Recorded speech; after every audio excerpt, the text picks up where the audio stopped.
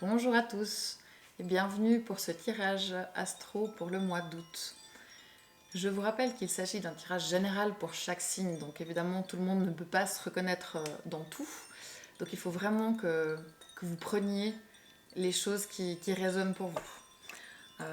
Pour plus de précision aussi, je vous conseille d'écouter le tirage pour le signe lunaire et aussi pour votre ascendant. Ça pourrait vous donner des infos un peu différentes. Voilà. Bon tirage!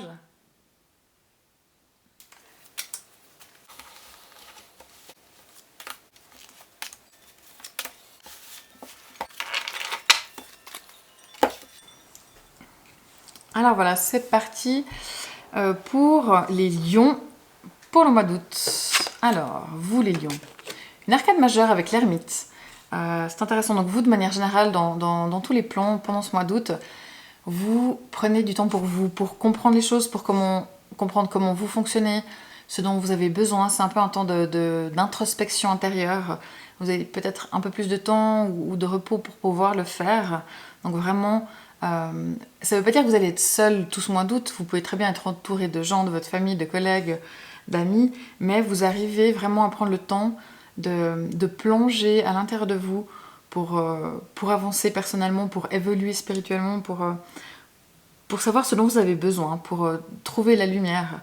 Et de base, ça veut dire que vous allez être pendant ce mois d'août plutôt serein, plutôt à la recherche de réponses et de paix intérieure. Les influences extérieures. Alors, on a la mort, aussi une arcade majeure.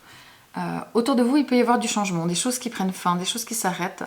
Donc, c'est soit pour d'autres gens qui vous entourent, mais ça va vous impacter, votre conjoint, un ami qui va avoir voilà, un travail qui va s'arrêter, que ce soit de son choix ou que ce soit subi. Ça peut être quelque chose dans votre profession à vous qui va changer et qui va avoir un impact malgré tout sur vous. Mais ça ne va pas vous toucher de manière vraiment directe. C'est vraiment qu'autour de vous, il peut y avoir du changement, des choses qui s'arrêtent, des choses qui recommencent différemment et des choses qui prennent fin. Alors vos besoins, avec le valet de bâton, le conseil, ce que vous devez faire, c'est que c'est conseillé d'aller de l'avant et puis de faire preuve d'énergie, de dynamisme, éventuellement d'aller chercher des nouvelles si vous attendez des choses pour des projets, pour des idées, pour du boulot. Allez chercher l'information, essayez d'aller aux nouvelles et puis de mettre de l'énergie dans ce que vous faites de manière générale. Le défi, on a le 2 de bâton. Alors le défi, c'est vraiment pour vous les lions, de faire les plans pour aller vers la réalisation de vos idées et de vos projets. C'est pas encore le moment de les réaliser, mais là c'est le moment de les planifier dans votre tête, de savoir ce que vous voulez, comment vous le voulez, comment y arriver, comment y parvenir. Voilà, quelles sont vraiment... de réunir toutes les informations, de réunir les pistes et de préparer le plan d'attaque pour la suite. Donc ça va être le défi, de mettre de l'action dans ce que vous faites et de planifier les choses. Maintenant, la vie professionnelle, on a le 2 d'épée. Donc c'est vrai que peut-être que dans la vie professionnelle, dans la vie active en tout cas, dans vos activités, vous fassiez peut-être preuve éventuellement de déni sur certains points. Ça peut être des fonctionnements, ça peut être des collègues, ça peut être des événements. Il y a des décisions peut-être que vous devriez prendre, mais vous n'avez pas envie de le faire maintenant, vous préférez ne pas trop regarder. Voilà, vous n'avez pas forcément envie de choisir. Si c'est le temps des vacances et qu'il y a des choix à faire dans le cadre de vos activités, de votre job, vous vous mettez vraiment sur pause pour pouvoir avoir l'esprit tranquille parce que vous n'avez pas du tout envie de devoir penser à ça pendant vos vacances également. Pour ce qui est de la vie sentimentale, on a aussi une arcane majeure, la lune. Alors c'est vrai que là, la lune, c'est pas toujours facile si vous êtes en couple, de saisir exactement l'autre, de savoir ce qu'il pense, de savoir ce que vous ressentez vous-même, parce qu'il y a des moments où il est possible que vous ayez des craintes. Si on fait ça dans notre couple, est-ce que ça va fonctionner, pas fonctionner? J'ai peur de ne pas y arriver, j'ai peur que ça se passe mal, j'ai peur de souffrir. Ça peut éventuellement vous amener des coups de blues aussi.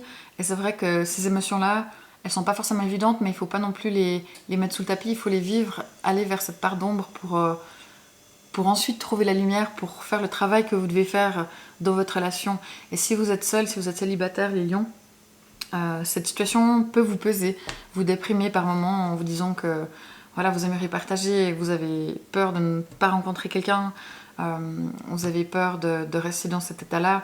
Et essayez vous aurez peut-être tendance voilà, à être assez sensible, assez émotif, mais suivez votre intuition dans le cadre du couple, suivez votre intuition si vous êtes seul. Elle est vraiment là, elle est vraiment présente, cette intuition, et elle peut vous donner de très bons indices. Ensuite, sur le plan personnel, on a l'autosabotage. Donc là, vous avez tendance à vous auto-saboter, donc c'est-à-dire à penser que vous n'êtes pas assez bien, pas assez ci, pas assez ça, que là, de toute façon, ça fonctionnera jamais à cause de ci, à cause de ça.